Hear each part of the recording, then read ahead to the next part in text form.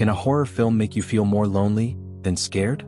In 2001, director Kiyoshi Kurosawa released Pulse, known in Japan as Kairo, a film that redefined Japanese horror. Far from classic monsters or loud jump scares, this film becomes a somber meditation on loneliness, death, and the emotional emptiness that technology can create. Today we're diving into this gem of psychological horror, a film that still resonates more than 2 decades later. Pulse is part of the rise of what became known as J-horror, a Japanese cinematic movement that revitalized the horror genre in the late 90s and early 2000s. Its director, Kiyoshi Kurosawa, is known for a more philosophical and contemplative approach to fear. Unlike filmmakers like Hideo Nakata, Kurosawa builds terror through suggestion, silence, and emptiness. At the turn of the millennium, Japan was facing a deep economic and social crisis. Unemployment, urban loneliness, these were everyday realities. At the same time, the internet was beginning to connect the world, but also to divide it. Pulse reflects that atmosphere, a world where technology connects, but doesn't communicate. Pulse follows 2 separate, yet deeply connected stories. First, there's Michi, a young woman working in a plant nursery, who notices something's off. One of her co-workers has vanished. All he left behind was a strange CD.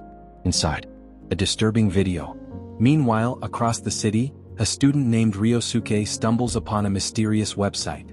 On it, people appear alone, staring into the camera, not speaking, not moving, as if begging to be seen. As the film unfolds, both Michi and Ryosuke witness something chilling.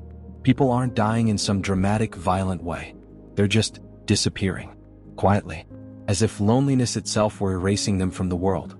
The narrative doesn't give you clear answers. There's very little dialogue, long heavy pauses, but what grows with every scene is an overwhelming sense of emptiness, of isolation that never lets go. One of Pulse's most haunting themes is loneliness, but not the kind we see in most horror films.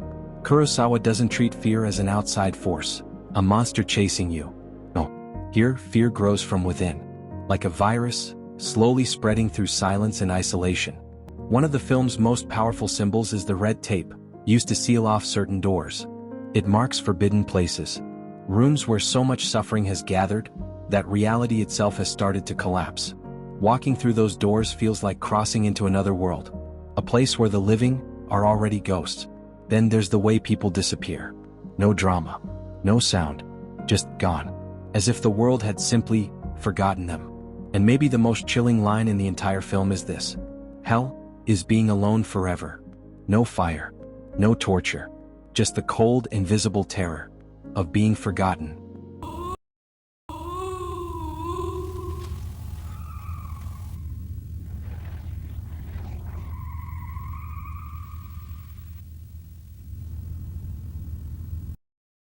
Pulse builds its atmosphere through impeccable visual and sound direction. The color palette is muted, grayish, almost lifeless. Characters seem to float in a world that is slowly decaying. Wide, static shots show the protagonist small, surrounded by emptiness. This composition reinforces the sense of isolation. Sound is another main character. There is no traditional soundtrack. Silence dominates, broken only by ambient noises. A distant phone ringing, computer humming, the wind in a hallway.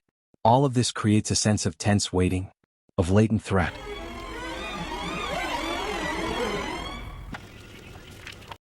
One of the most talked about scenes in Japanese horror cinema happens in Pulse. A woman steps into a dark room. In the background, a pale figure begins to walk toward her, slowly. There's no music, no quick cuts, just a fixed camera, and that irregular, almost unnatural movement. The horror is not in what the ghost does, it's in what it means. This is a figure carrying the weight of infinite loneliness. It doesn't come closer to attack. It comes to share its pain. It's a masterclass in fear, built not on screams or jumps, but on waiting, on silence, on suggestion. Compared to other J-horror films, like Ringu or Ju-on, Pulse feels more introspective. There is no curse to break or entity to defeat. There is a void, a sadness that spreads.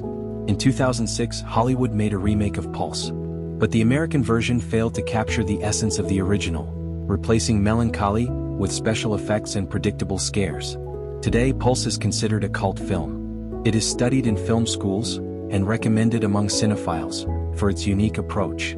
It also anticipated many of the problems we face today: emotional disconnection in the digital age, urban loneliness, and mental health as a central theme. Pulse is not a film for everyone. It is slow, cryptic, distressing. But if you let yourself be carried away, it forces you to look inward. How many times have we felt that fear of being alone, even when surrounded by people? How many times have we sought connection on a screen, only to feel emptier? This film isn't about ghosts. It's about us, about what remains when human contact disappears, about the terror of existing without being seen. Thank you for watching this analysis. If you liked it, give it a like, subscribe, and share it with someone who loves horror films with soul. And tell me in the comments, what do you think of Pulse? Has it made you reflect on your own relationship with loneliness and technology? See you in the next video.